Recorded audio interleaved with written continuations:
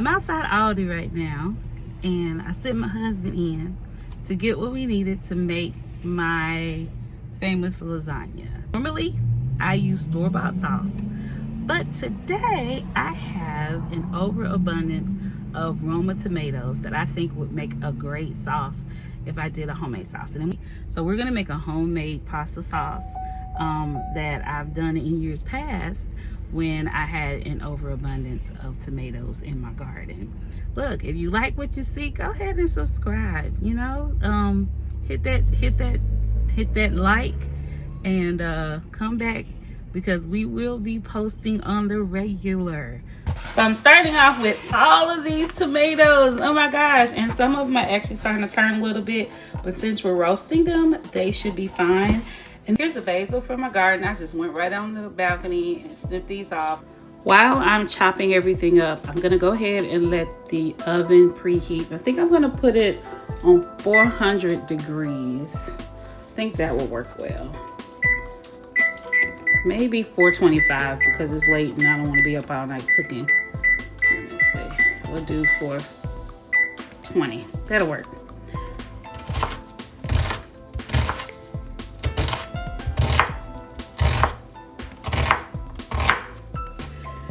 Alright, so we've got our tomatoes and we want to, basically I'm just going to cut these up, rough chop them, nothing,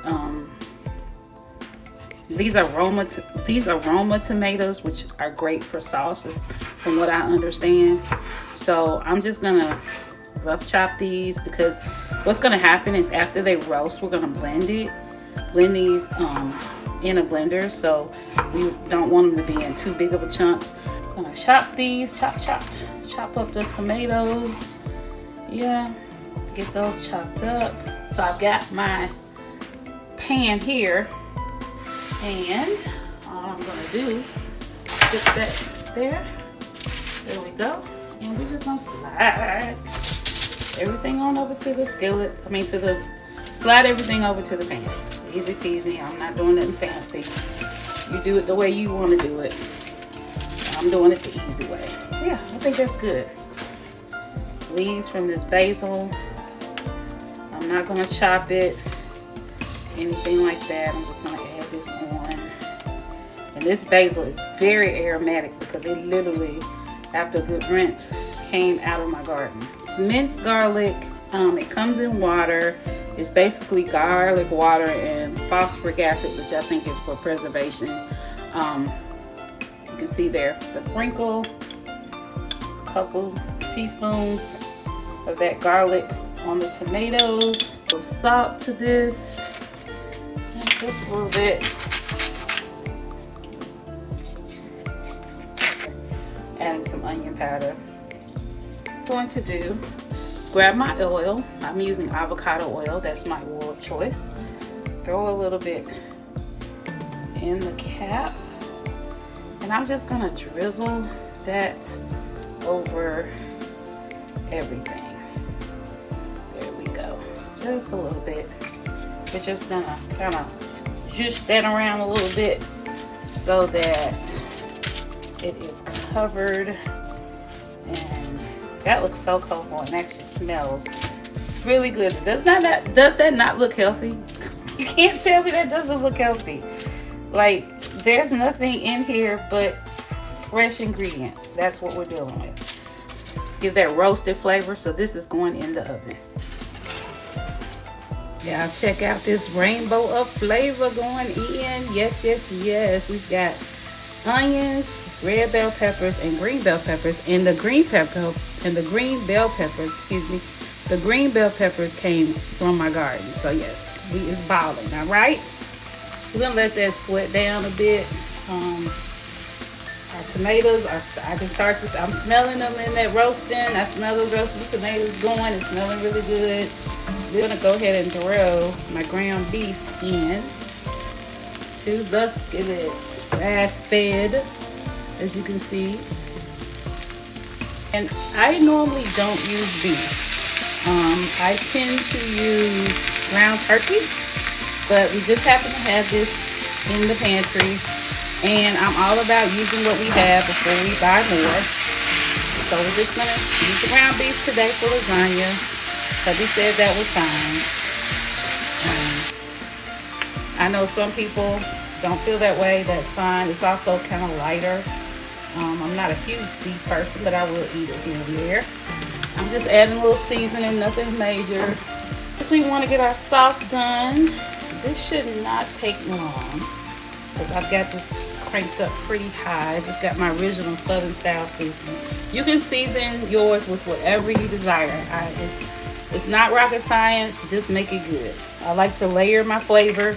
So this is layered. We've got onions, peppers, 2 types of pepper. We have ground beef. We have seasonings on top of that. And there's one more thing I'm going to add to this besides the sauce. It's going to kick up that flavor. All right, so we've got this ground beef really going. It is nice and ground.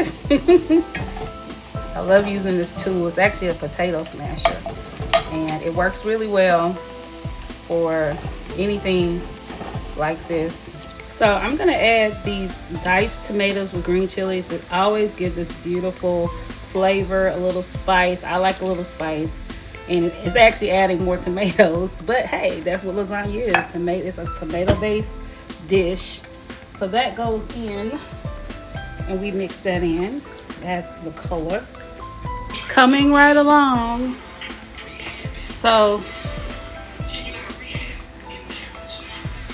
yeah, looking good, looking good. It's not taking long for this to do what it needs to do.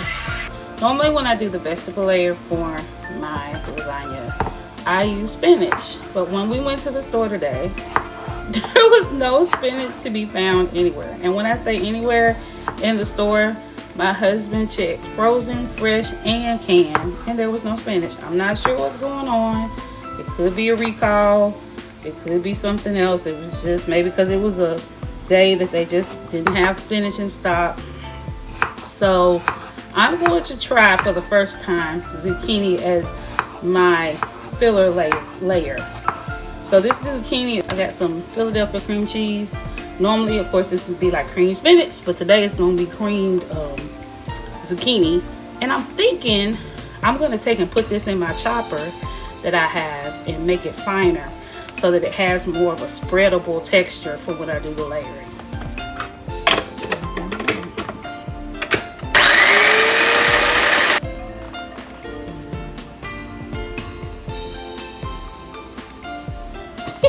It won't come out.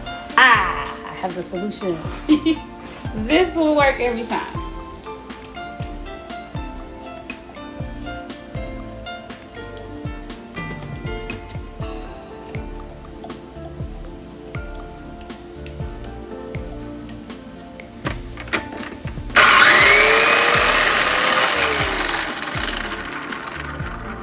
We're gonna put our vegetable broth in there.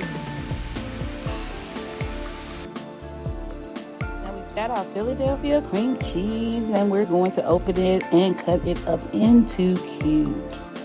And this will make it melt a lot faster once we put in the skillet with our squash. Now, hey, look, the tomatoes are ready. Oh, wow, that smells so good. Look at that. It's we'll go right into this blender, y'all. We are not playing with it. Throw it in there, easy peasy. Pop that top on that blender and blend it up. Now, it is already soft, so this does not take long to do. And once I finished blending it, I did add a little sugar just to cut the acidity. Now, I've got the oven ready lasagna. Got these from Dollar Tree. And I'm going to add my tomato sauce, paste sauce to my meat mixture. Stir that all up. And this is what my squash with the cream cheese looks like. So I throw a little bit of sauce in the bottom of the glass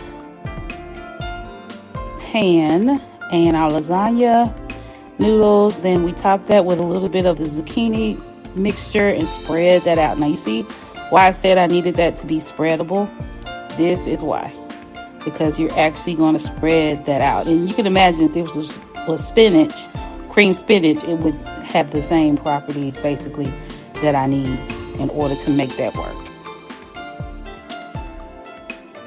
We're going to add some cheese on there. And this is just Italian style cheese. Got it from Aldi. Y'all know the deal. And that's the next layer. Now this just goes pretty quickly. I'm going to add more pasta sauce, the meat sauce, and I normally like put it in the middle and spread it out so that I can distribute it evenly throughout the dish. The sauce smells so good. Doesn't take long to actually assemble the lasagna. I think the longest steps are basically the cooking part, because actually putting this together is relatively simple. More lasagna noodles. I stagger them because the pan that I have this cooking in is longer than the noodles, so it just goes better for me than trying to break them and cover the whole thing. It's enough noodles. And we're gonna add the rest of our cucumber, where I get that from? Zucchini mixture. Y'all help. It is late, okay? And spread that out like this. That's how that works. And so this layer is going to be a little different because we're only going to put the vegetable mixture, which is the zucchini and cream cheese, top that with cheese. Once we put that on there, we're then going to add more noodles because we want the sauce to be on top of the noodles as the next to the last layer. This is just my method. Maybe other people might do it differently, but it has worked for me for years.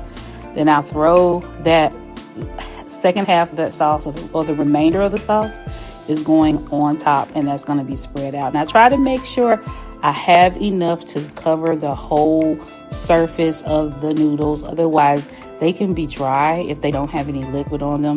I did a pretty decent job. I kind of had a little corner that wasn't as covered as I wanted to. But what I'll do is when I come back with the cheese, I actually try to put extra cheese there just to be sure that there's some moisture.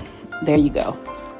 You can see how that little corner, I made sure I had cheese right there because we don't want it, if it's out in the air, it's going to be dry and chewy, and we don't want it to be dry and chewy. Now, I had used all of my Italian cheese, and because I wanted to be sure it was well covered in cheese, I went ahead and grabbed some Colby Jack I had. Not what I would prefer to do, but hey, we use what we have to get what we need, honey. We don't discriminate around here. Cheese is cheese. So we're going to cover this with foil and stick it in the oven. And I make sure it's covered well with foil. It cooks better this way. And I always put my glass pan on top of a sheet pan because it's just easier to get out and in and out of the oven that way. And also, if there's any spillage, it won't spill all on the bottom of the oven. 350. And it probably takes about an hour for it to get to this. Look at that, y'all. Look at that. See, y'all, it's O.30. I'm just not finishing this lasagna.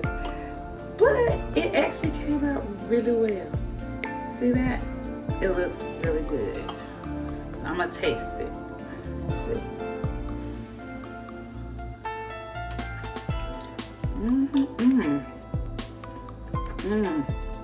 That fresh sauce, y'all. Oh my God.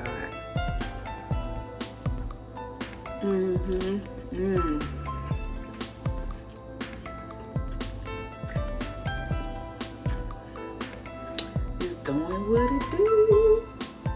Got me singing over here. Listen, if you want more recipes like this, go ahead and subscribe, and we will see you the next time, friends.